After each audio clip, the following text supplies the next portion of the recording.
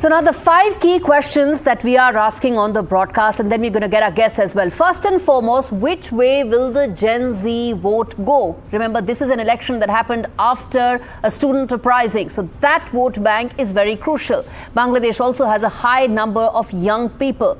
Will polls reset India ties? That's the second key important aspect. The last 18 months, Mohammad Yunus has actually presided over a drastic fall and dip as far as the India-Bangladesh relationship is concerned. Can that be repaired?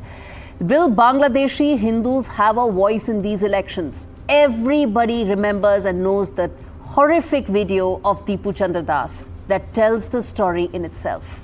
Do such families matter in these elections? The July Charter referendum, will that actually define this country? How will that redefine governance and the role of prime ministers in Bangladesh going forward remains to be seen. The last 2 important questions, will BNP actually shift away from Khaleda Zia's legacy under Tariq Rahman? He wants to start afresh. He says, I'm not just going to be following on my mother's footsteps. Will he actually walk the talk? And last, equally important, how big a threat is Jamaat resurgence for India? Some of the polls do give the party a neck-and-neck leap. Will that lead to major security issues? Let's put that up to Pinak Ranjan Chakravarty, who's a former High Commissioner of India to Bangladesh, with us on the broadcast. And the voice from Bangladesh is Dr. Ashikur Rahman, who's a principal economist at PRI. Ambassador Chakravarty, let me start with you, sir. We've pretty much laid out the framework in which these polls matter for the region, for India, for Bangladesh itself. My first question to you, sir, as the polling is underway, polls are suggesting, one of them is suggesting neck to neck. Your thoughts on how the outcome from here on will shape or reshape the India-Bangladesh relationship? Well, I think Bangladesh is entering undoubtedly a new phase in its political life. And the old parties, one of the major parties is outside the election. So there is a choice. Basically, it's a bipolar election. Choice is mainly between the BNP and the Jamaat.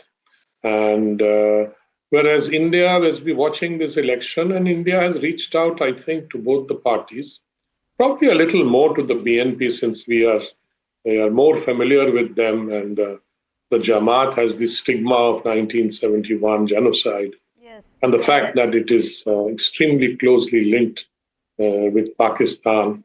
So hence it has that stigma, although it is trying to get out of it by saying that they are not that anymore, they have reformed. So both sides are making overtures to India. And in fact, India has been generally quiet because we are just watching and seeing we will deal with any government that is democratically elected. That is for sure. But there are lots of issues but still, despite all the problems, the trade is still around 14 billion. People coming and going have stopped because of the situation there. So there's been a lot of lawlessness and extortion and various other problems under this interim government, which has been there for almost 18 months now. But let's see, everybody's looking forward to the election because everybody feels that a democratically elected party, whichever comes in power. There are, of course, a lot of below the surface undercurrents that are at play there. Absolutely, sir. I'm going to come to that in a bit. Dr. Rahman, your first thoughts on these elections that are coming at a time, they are delayed, 18 months overdue, one may say. But how do you see now Bangladesh to be reshaped once these elections are done? Most importantly, because this is an election where you have the Gen Z now essentially getting a chance to voice their opinion in a democratic framework. Thank you, Gaurie. I think, if you take a longer view, Bangladesh had 4 participatory elections since 1991. And unfortunately, elections, good or bad, never led to a real democratic opening. And that is why, our political, space has faced routine ruptures. We faced a rupture in 91. We faced a rupture in 2006. We again faced a rupture in 2024. And this is why it has been very, as we a can son have of a a longer freedom fighter. discussion, Dr. Rahman, about whether an imperfect democracy is better than an autocracy or an unelected government. We can have that discussion, and trust me, at NDTV, we've had those discussions in the last 18 months. But today is a day to talk about the elections that are taking place in Bangladesh. In your assessment, that one important aspect that the Gen Z voter is going to vote on.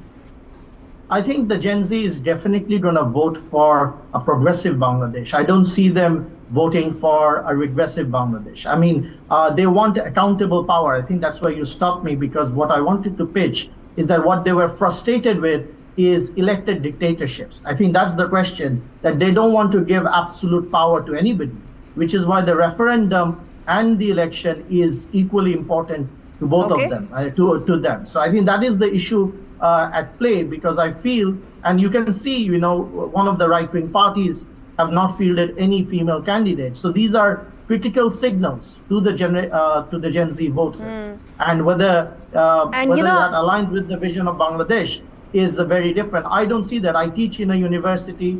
I talk to my students. I do feel that apprehension, and I don't think that they are have tilted right in that kind of frame, but they are. They were frustrated with the unaccountable political power which they saw, which was not answerable, which was not solving their problem. All right. So in terms of accountability, will the referendum lead to accountability is an important aspect. But I also need to qualify and tell our viewers that this is also an election where Awami League has been banned.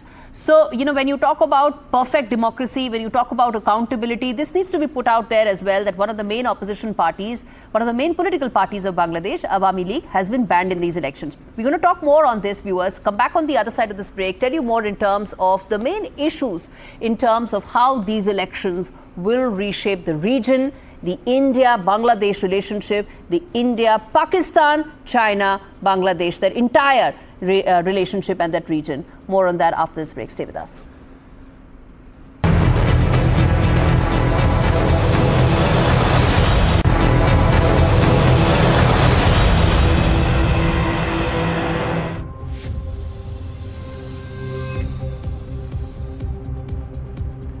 Ambassador Chakravarty, slipping bit, before the break, we spoke about the factors that are at play. I want to understand from you, sir, in terms of the deepening Pakistan-Bangladesh nexus under Muhammad Yunus, and possibly that may continue if one of these two parties come to power.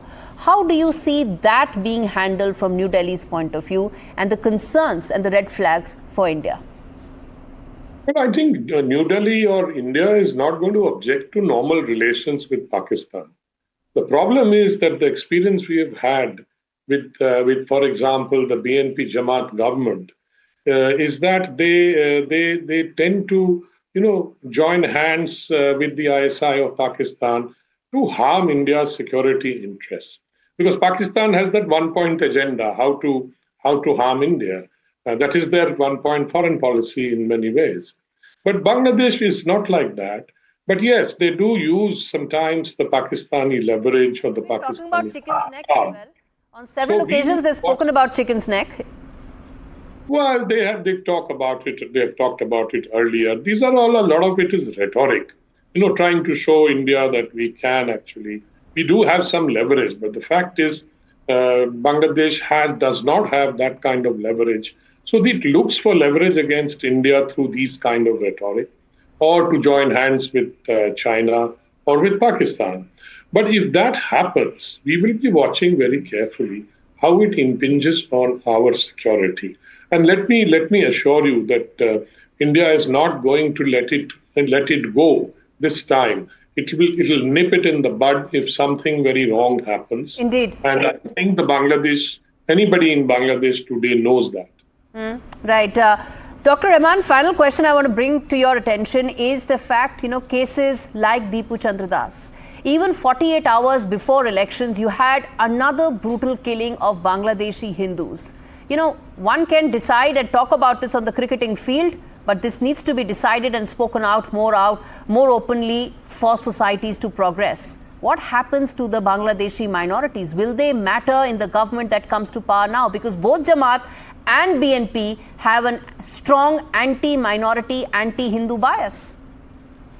Well, I don't agree with the entire statement there. I think given Awami League is not participating in this election, I think the center-right has been trying to woo Awami League voters, and the minority has been traditional Awami League voters. So I do feel that after the election, a new kind of political equilibrium will emerge where the moderates will try to ensure that the minorities have their voice. But if they don't, they will do it at their own peril. As I keep saying, that if we don't learn from the mistakes of the past and create an exclusive political order, or we don't try to understand that people are deeply frustrated with a winner-takes-all political culture, I think the political peace that the election will bring will be very fragile. So I do feel that whoever wins, and I do feel the moderates will strongly win this election, has a tough job in their hand, because there is a lot of public anger, especially by the younger generation,